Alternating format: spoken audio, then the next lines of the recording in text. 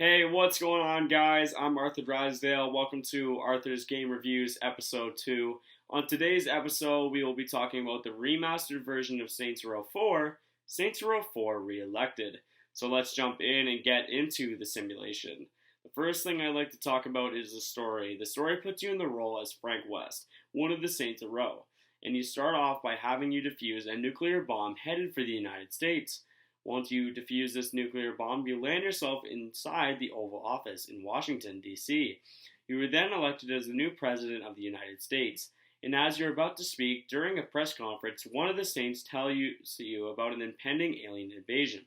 But you are too late to react, as the roof gets blown off of the White House, and all your friends are abducted. You then try to defend the White House, but to no avail, and are captured by the alien leader Zinyak. You are then put into the simulation on the mothership and must escape the alien mothership and re-enter the simulation to save your friends and the rest of the human race, where the rest of the story begins. The story of Saints Row takes place almost fully in the simulation and is highly entertaining. The campaign is full of tons of self-aware humor, high action. Both of these factors playing hand in hand deliver a hilariously awesome experience.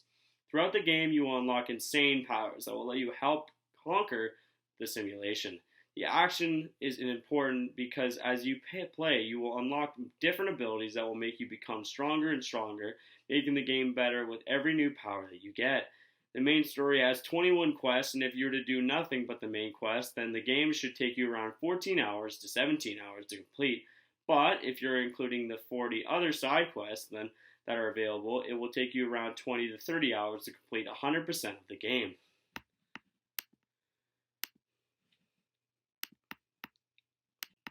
The second thing I'd like to talk about is hacking stores. Hacking is what you have to do to unlock any of the stores inside Saints Row 4. I think hacking is an interesting part of Saints Row 4 because each hack is a little puzzle for the user to solve. The third thing I like to talk about is the stores. The first store I'd like to talk about is the gun store. The gun store is full of a variety of different weapons for the player to use that are both fun and satisfying. There are 7 different types of weapons in Saints Row, including specials, explosives, pistols, SMGs, and many more. The weapons are one of my favorite part of this game. Every class of the weapon has funny and unique weapons with many different abilities, like a gun that shoots music in a gun and that abducts people and brings them into the sky. The second store I'd like to talk about is the vehicle store. The vehicles are unlocked in the store as you progress through the story and have many different unique and weird designs. Each car has its own stats and advantages compared to other cars, although I don't know why you would ever want to choose any of these cars because driving is the most inferior way of traveling in the game, considering you can literally run 1,000 times faster than any car in the game.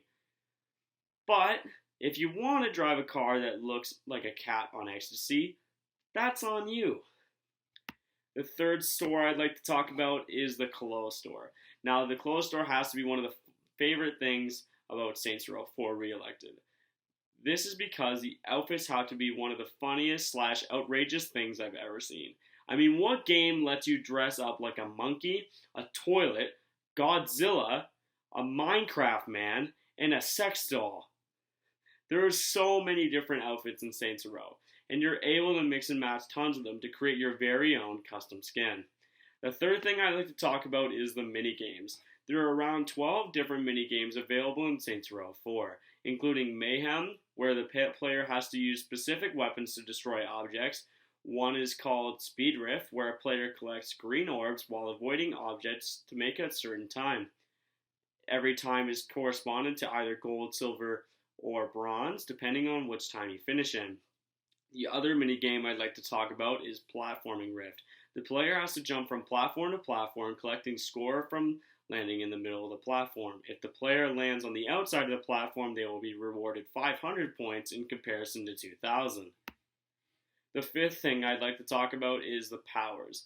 Powers are earned and upgraded through progressing more and more into the game. There are 4 main powers used by the President. These include telekinesis, stomp, blast, buff, and every power has different elements that have many different effects depending on the effect you choose. For example, blast has ice, fire, explosion, and digital. Buff, which has fire, explosion, and cash. Every power has upgrades within them that will drastically change the power itself. These upgrades are purchased in the power store and are bought with things called clusters, which are found around the map. And some clusters are stuck inside walls and floors, which can only be unlocked by using a specific power to reveal them. The other important powers I'd like to talk about are Super Sprint and Super Jump.